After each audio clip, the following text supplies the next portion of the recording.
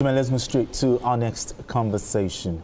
Now, the burden of insecurity often falls heaviest on those left to bear the brunt. And when this happens, it can push communities to the edge. In Yelwata community in Guma local government area of Benue State, suspected herdsmen struck again on Monday morning, killing 3 people and critically injuring 3 others. In response, women in the community took to the streets in protest, accusing soldiers of failing to respond in time and leaving the police and youths to mobilize in repelling the attackers. Okay, Tunde, Yelwata again. I mean, how come, even with security agents present, this unknown gunmen or herdsmen come in and still kill 3 people? How is this possible? Well, I don't think we actually lack the capacity to stop this thing, but we lack the courage and the putting the necessary security intelligence in operating. It's not up to 1 month. I could recall, if we recall, the president went there, his wife went there. Exactly. And the chief of army staff did promise, the chief of defense staff, Christopher Musa, did promise that such a thing will never happen again and that they would double up their hands. The president even asked the IG, that what was he doing? Exactly. That he was expecting that arrests would have been made. As we talk now, no arrest is yet to be made.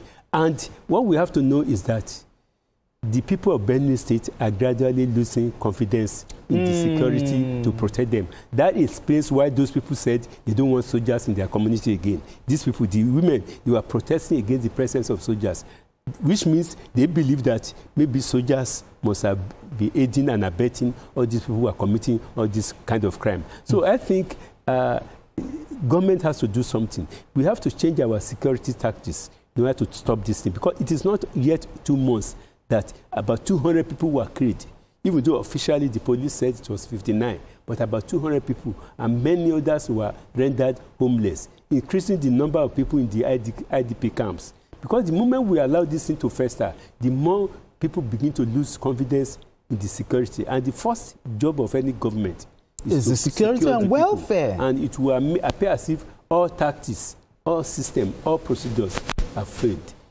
We have to try a new way of stopping it. Asukwa, the protesters, you know, they were on the road, on the streets. They were saying that they don't want the soldiers anymore.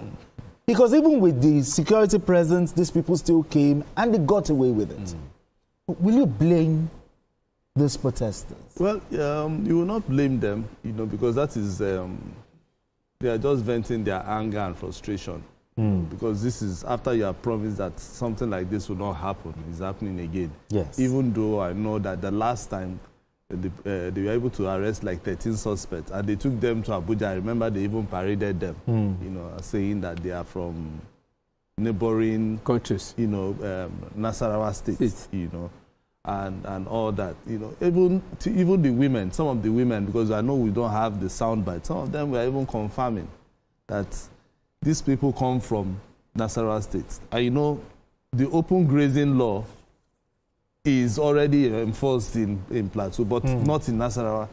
So these guys can always move into Plateau State to, you know, commit this crime and then go back. So, but that is where the soldiers, the security agencies have to, you know, come in and see how they can protect these women.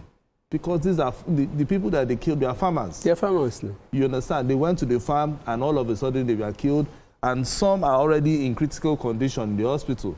So the security agents need to tighten the nose on how they can protect these people, especially that area, because it's now becoming one too many.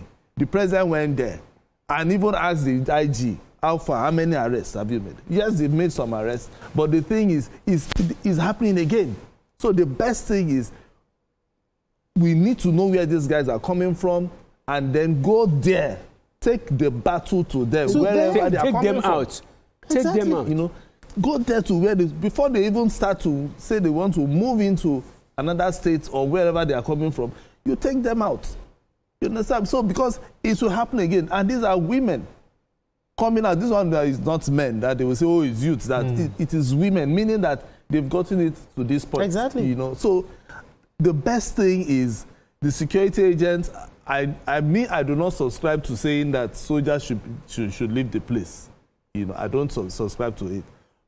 It is a collaboration of security agents in trying to see how they can restore peace in that particular local government, and anything at all that will bring peace. And so when you say you don't subscribe to soldiers, leaving, but the soldiers are there and yet they still go and still do like they're not soldiers. Everything is about communication.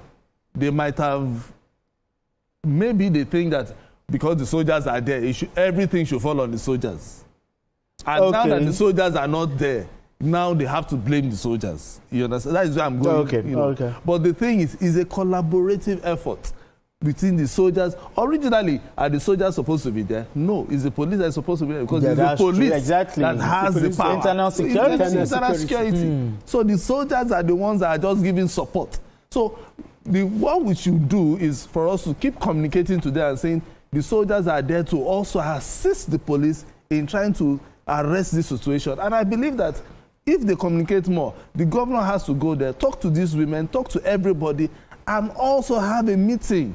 The meetings must not stop, particularly in Benue, in Plateau, all those states that we know that they are prone to things like this. They must keep talking, they must keep meeting traditional rulers, youth, security agencies, the women were saying all of them. They were coming from neighboring Nasarawa State. So that is where... what should the governor and the governor of Nasarawa State be doing right now? That is another point.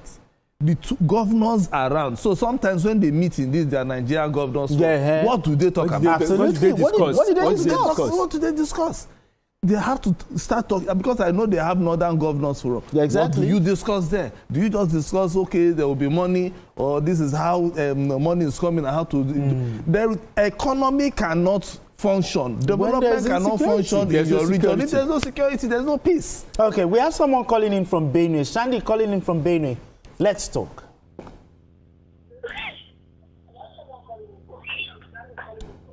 Hello, can hear you. Hello? Hello, go ahead. Good evening, sir. Yeah, good evening. I think this security in Benue. Okay. But you remember when the president, visited, they promised and everything. But the question is, why was Yelwata not properly protected? Well, I think you have to know that the Nigerian armed forces, Nigerian army especially, and the police, no matter what you say, they have a limited capacity. You cannot move the whole of the Nigerian army to a particular place. When you move them to a particular place, there will be leakages. How about some the other police? Places. Well, I think, like I said... you can see it was even the police that even repelled the police and youth. We have to take note of what the Chief of Defense Staff said. He said that he was quite sure that the leakages happened from the people who were supplying vital information to the movement of troops. Okay, so they have black legs in that community. Black legs within the community. Because the last attack took place probably 24 hours after the soldiers were drafted to the nearby community and they moved in through another community, which means somebody must have supplied the information the way Boko Haram do network. So of all the things we are saying is that in spite of the fact that you have the army of soldiers, you also need intelligence. All right, Sunday, I apologize. We have Afolabi calling in from Abuja. Afolabi, go ahead. Hello. Good evening, everyone there. Yeah, good evening. Yeah, sometimes what we are discussing, it doesn't seem to be the same. What happened is that these guys, they always target a place that it won't be easy for any security agents to go there. They always go deep to the villages that is very difficult for them for security agents to travel to those places. I was a soldier, and I understand what I'm trying to say.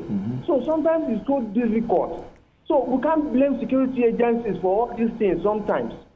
We can't blame them because they always target them. Maybe they were in point A, and they will not go to point B. It's so difficult for any security agent to travel to that place before it happened. All right, thank you. Exactly what happened. Yeah, Thank you, brother. No, it's actually saying the truth, you know. So, like, sometimes most of the terrain that you are seeing, they are not good roads. Okay, so you understand. exactly. So you can see security agents. If a community can be there and then they don't have good roads, how do you want the security agents, you know, to drive their dogs and all that? So it might be a very bumpy ride. So if you notice, there's a video that we just saw. It was, the soldiers were on bikes. You know, so meaning that we are also looking at. You can see they are on bikes. We can also use terrain, you know, meaning that particular area, the roads are not really good. You know, so you remember even when the president wanted to go, it was really. But anyway, gentlemen, we need to go on this quick break. When we return, the conversation continues. Don't go away. Still, journalist hangout.